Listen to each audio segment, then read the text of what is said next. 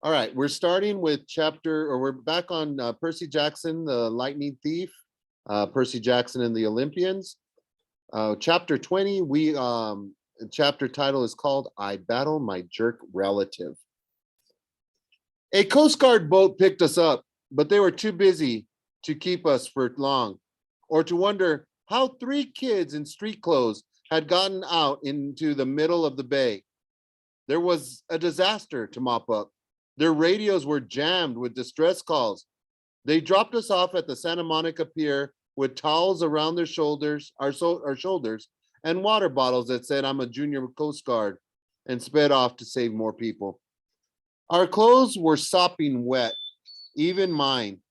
When the Coast Guard boat had appeared, I'd suddenly prayed they wouldn't pick me up out of the water and find me perfectly dry. That might have raised some eyebrows. So I willed myself to get soaked. Sure enough, my usual waterproof magic had abandoned me, and I was also barefoot because I'd given my shoes to Grover. Better the Coast Guard wonder why one of us was barefoot than wonder why one of us had hooves. After reaching dry land, we stumbled down the beach, watching the city burn against a beautiful sunrise.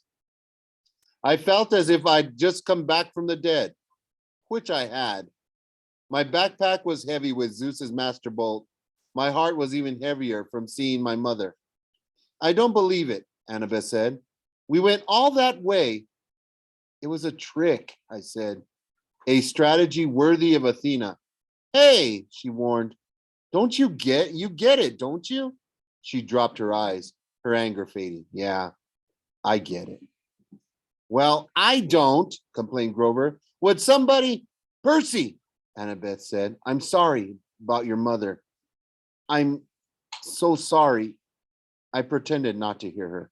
If I talked about my mother, I was going to start to cry like a little kid. The prophecy was right, I said. You shall go west and face the god who has turned. But it wasn't Hades. Hades didn't want war among the big three.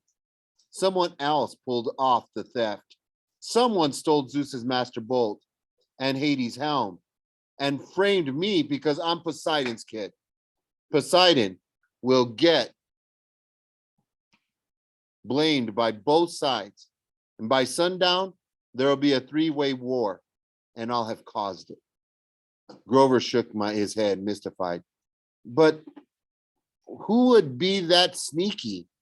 Who would want war that bad? I stopped in my tracks, looking down the beach. Gee, let me think.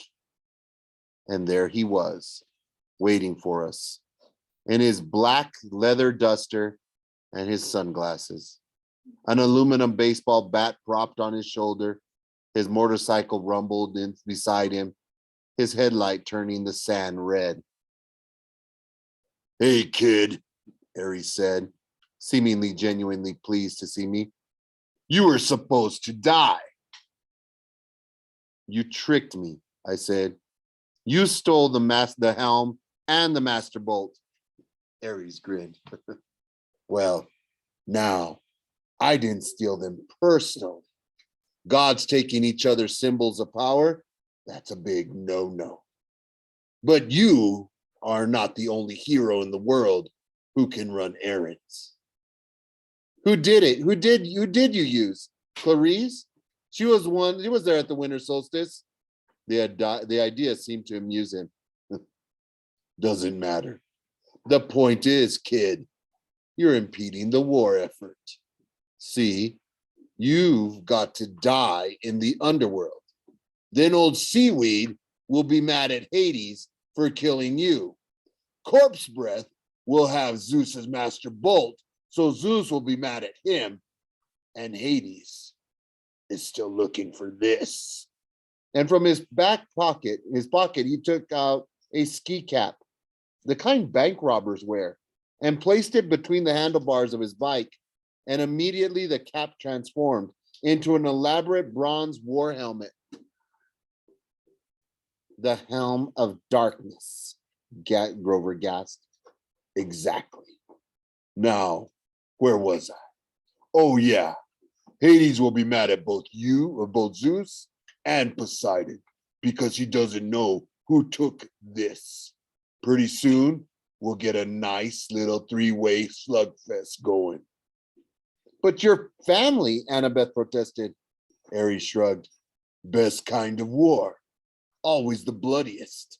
Nothing like watching your relatives fight, I always say. You gave me the backpack in Denver. The Master Bolt was in there the whole time? Yes and no, Ares said. It's probably too complicated for your little mortal brain to follow that the backpack is the Master Bolt's sheath, just morphed a bit. The bolt is connected to it, sort of like that sword you got, kid. Always returns to your pocket, right? I wasn't sure how Ares knew that, but I guess a god of war had to make it his business to know about weapons. Anyway, Ares continued, I tinkered with the magic a bit, so the bolt would only return to the sheath once you reach the underworld. You get close to Hades, bingo, you got mail. If you died along the way, no loss, I still had the weapon. But why not just keep the Master Bolt for yourself? I said. Why send it to Hades? Ares got a twitch in his jaw, and for a moment it was almost as if he were listening to another voice deep inside his head. Why didn't I? Yeah, with that kind of firepower. He held the trance for 1 second, 2 seconds. I exchanged nervous looks with Annabeth. Ares' face cleared. I didn't want the trouble. Better to have you caught red-handed holding the thing. You're lying, I said. Sending the bolt to the underworld wasn't your idea, was it? Of course it was. Smoke drifted up from his sunglasses as if they were about to catch fire. You didn't order the theft, I guessed. Someone else sent a hero to steal the 2 items, and then Zeus sent you to hunt him down. You caught the thief, but you didn't turn him over to Zeus. Something convinced you to let him go. You kept the items until another hero could come along and complete the delivery. That thing in the pit is ordering you around. I'm the god of war. I take orders from no one. I don't have dreams. I hesitated. Who said anything about dreams? Ares looked agitated, but he tried to cover it with a smirk. Let's get back to the problem at hand, kid. You're alive. I can't have you taking that bolt to Olympus. You might just get those hard-headed idiots to listen to you. So I've got to kill you. Nothing personal. He snapped his fingers, and the sand exploded at his feet, and out charged a wild boar, even larger and uglier than the one whose head hung above the door of cabin 7 at Camp Half-Blood. The beast pawed the sand, glaring at me with beady eyes as it lowered its razor-sharp tusk and waited for the command to kill. I stepped into the surf. Fight me yourself, Ares. He laughed. I heard a little edge into his laughter, an uneasiness. You got talent. You only got one talent, kid. Running away. You ran from the Chimera. You ran from the underworld. You don't have what it takes. Scared in your adolescent dreams. But his sunglasses were starting to melt from the heat of his eyes. No direct involvement. Sorry, kid. You're not at my level. Annabeth said, Percy, run! And the giant boar charged. I was done running from monsters, or Hades, or Ares, or anybody. As the boar rushed me, I uncapped my pen and sidestepped. Riptide appeared in my hands, and I slashed upward. The boar's severed right tusk fell at my feet, while the disoriented animal charged into the sea. I shouted, "Wave!" And immediately a wave surged up from nowhere and engulfed the boar, wrapping it like a blanket, and the beast squealed once in terror and was gone, swallowed by the sea. I turned back to Ares. Are you going to fight me now? I asked. Or are you going to hide behind another pet pig? Aries' face was purple with rage. Watch it, kid. I could turn you into a cockroach, I said, or a tapeworm. Yeah, I'm sure. That'd save you from getting your godly hide whipped, wouldn't it? Flames danced across the top of his glasses. Oh man, you're really asking to be smashed into a grease spot. If I lose, turn me into anything you want. Take the bolt. If I win, the helm and the bolt are mine, and you have to go away. Aries sneered. He swung the baseball bat off his shoulders. How would you like to get smashed? Classic or modern? I showed him my sword. That's cool, dead boy, he said. Classic it is. And the baseball bat changed into a huge two-handed sword. The hilt was a large silver skull with a ruby in its mouth. Percy, Annabeth said, don't do this. He's a god. He's a coward, I told her. She swallowed. Wear this, at least, for good luck. She took off her necklace with her 5 years worth of camp beads and the ring from her father, and I tied it around my neck. Reconciliation, she said. Athena and Poseidon together. My face felt warm, but I managed a smile. Thanks. And take this, Grover said. He handed me a flattened tin can that he'd probably been saving in his pocket for 1,000 miles. The satyrs stand behind you. Grover, I don't know what to say. He patted me on the shoulder, and I stuffed the tin can in my back pocket. You all done saying goodbye? Aries came towards me, his black leather duster trailing behind him, his sword glinting like a fire in the sunrise. I'd been fighting for eternity, kid. My strength is unlimited. I cannot die. What do you got? Smaller ego, I thought, but I said nothing. I kept my feet in the surf, backing into the water up to my ankles. I thought about what Annabeth had said at the Denver diner so long ago. Aries has strength. That's all he has. Even strength has to bow to wisdom sometimes. He cleaved down at my head, but I wasn't there. My body brought thought for me. The water seemed to push me into the air and catapulted me over him, slashing as I came down. But Aries was just as quick. He twisted, and the strike that should have caught him directly in the spine was deflected off the end of his sword hilt. He grinned. Not bad, not bad. He slashed again, and I was forced to jump onto dry land. I tried to sidestep to get back to the water, but Aries seemed to know what I wanted. He outmaneuvered me, pressing me so hard, I had to pull all my concentration on not getting sliced into pieces.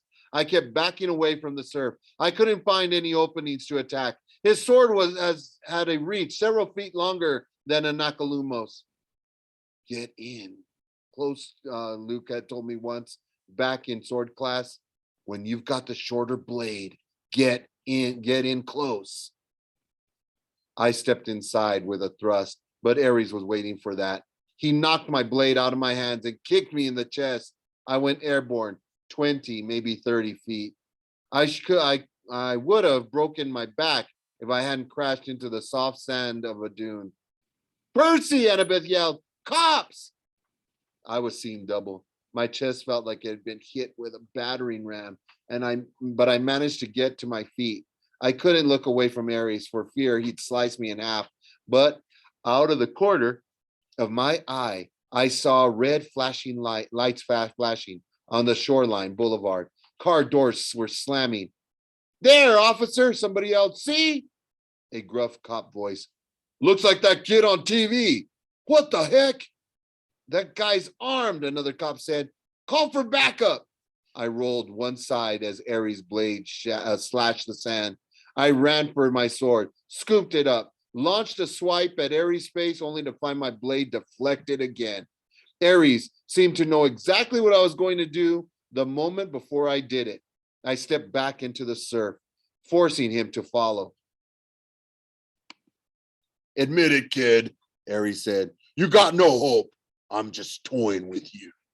My senses were working overtime. I understood what Annabeth said about ADHD keeping you alive in battle. I was wide awake, noticing every little detail.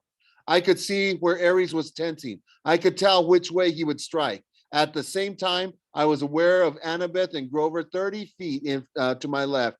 I saw a second cop car pulling up, sirens wailing. Spectators, people who had been wandering the streets because of the earthquake, were starting to gather. Among the crowd, I thought I saw a few who were walking with a strange gating trait of a disguised satyr. Trotting gait of a disguised satyr. There were shimmering forms of spirits too, as if the dead had risen from Hades to watch the battle. I heard the flap of leathery wings circling somewhere above. More sirens. I stepped farther into the water, but Ares was fast. The tip of his blade ripped my sleeve and grazed my forearm. A police voice on a megaphone said, "Drop the guns! Set them on the ground! Now!" Guns? I looked at Ares' weapon, and it seemed to be flickering. Sometimes it looked like a shotgun, sometimes a two-handed sword. I didn't know what the humans were seeing in my hands, but I was pretty sure it wouldn't make them like me. Ares turned to glare at our spectators, which gave me a moment to breathe. There were 5 police cars now, and a line of officers crouching behind them, pistols trained on us. "This is a private matter," Ares bellowed. "Be gone!" And he swept his hand, and in a wall of red flame rolled across the patrol cars. The police barely had time to dive for cover before their vehicles exploded. The crowd behind them scattered, screaming. Ares roared with laughter. "Now, little hero, let's add you to the barbecue." He slashed. I deflected his blade. I got close enough to strike, tried to fake him out with a feint. When my blow was knocked aside, the waves were hitting me in the back now. Ares was up to his thighs, wading in after me. I felt rhythm of the sea, the waves growing larger as the tide rolled in, and suddenly I had an idea. Little waves, I thought, and the water behind me seemed to recede. I was holding back the tide by force of will, but tension was building, like carbonation behind a cork. Ares came forward, grinning confidently. I lowered my blade as if I were too exhausted to go on. "Wait for it," I told the sea. The pressure was now almost lifting me off my feet. Ares raised his sword, and I released the tide and jumped, rocketing straight over Ares on a wave. A 6-foot wall of water smashed him full in the face, leaving him cursing and sputtering with a mouthful of seaweed. I landed behind him with a splash and feinted toward his head. As I had done before, he turned in time to raise his sword, but this time he was disoriented. He didn't anticipate the trick.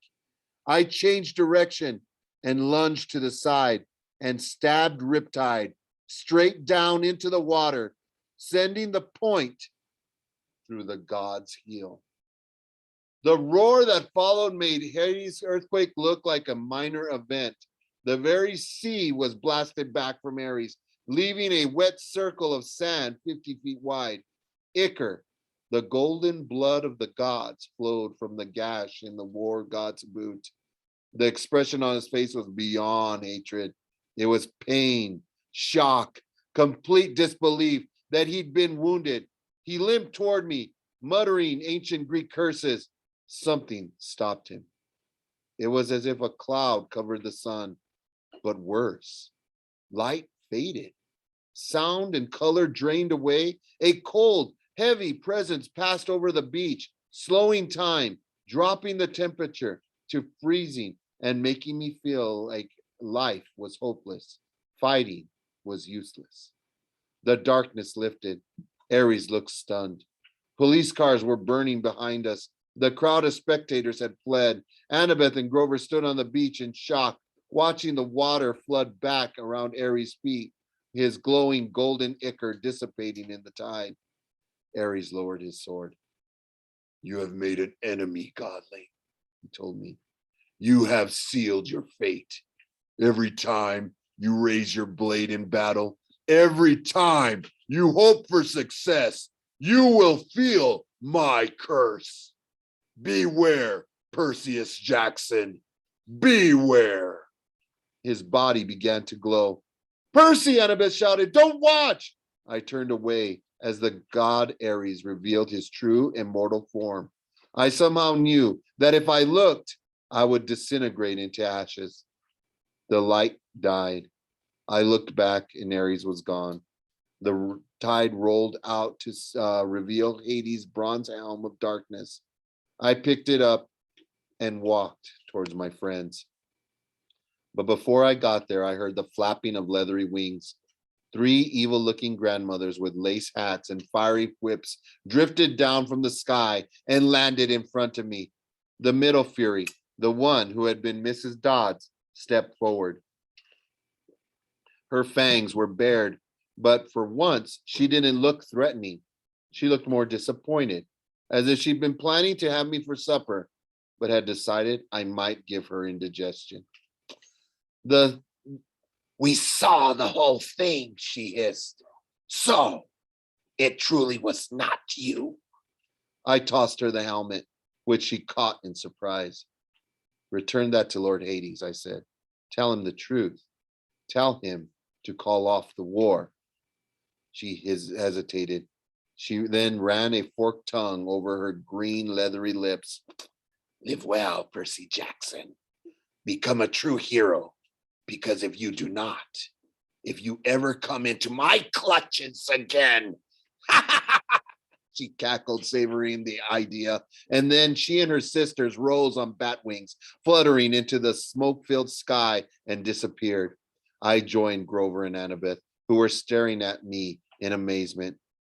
Percy, Grover said, that was so incredibly terrifying, Annabeth said. Cool, Grover corrected. I didn't feel terrified, and I certainly didn't feel cool. I was tired and sore and completely drained of energy.